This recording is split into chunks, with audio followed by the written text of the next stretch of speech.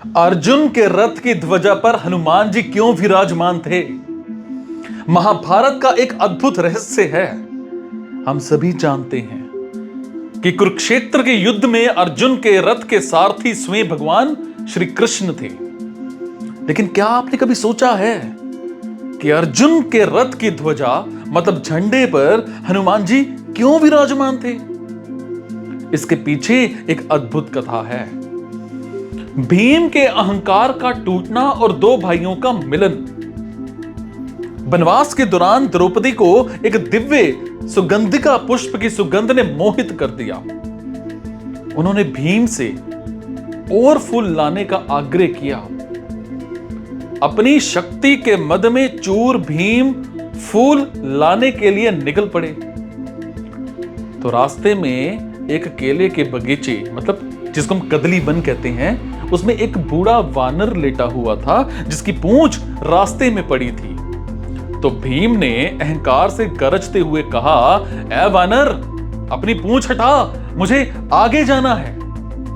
तो वानर ने अलसाते हुए कहा, भाई मैं तो बूढ़ा हूं, उठने की ताकत नहीं है, तुम खुद ही पूंछ हटा करके निकल जाओ। तो भीम ने सोचा, मैं महाबली हूं, अभी इसे फेंक देता हूं।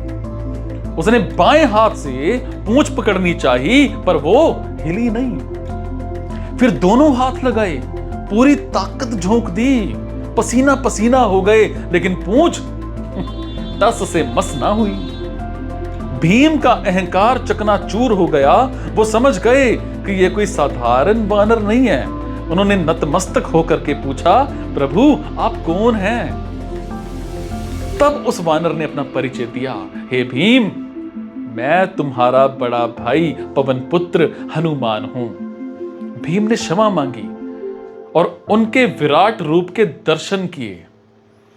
हनुमान जी ने भीम को गले लगाया और वरदान दिया, हे भीम, महाभारत युद्ध में जब तुम सिंहनाद करोगे तो मैं अर्जुन के रथ की ध्वजा पर बैठकर अपनी गर्जना भी उसमें मिला दूंगा, जिससे शत्रु कांप उठेंगे।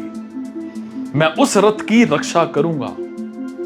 यही कारण है कि कपिध्वज अर्जुन के रथ पर साक्षात संकट मोचन विराजमान थे। सीख क्या है? शक्ति का अहंकार व्यर्थ है, विनम्रता ही सबसे बड़ा बल है। जय श्री राम, जय बजरंगबली।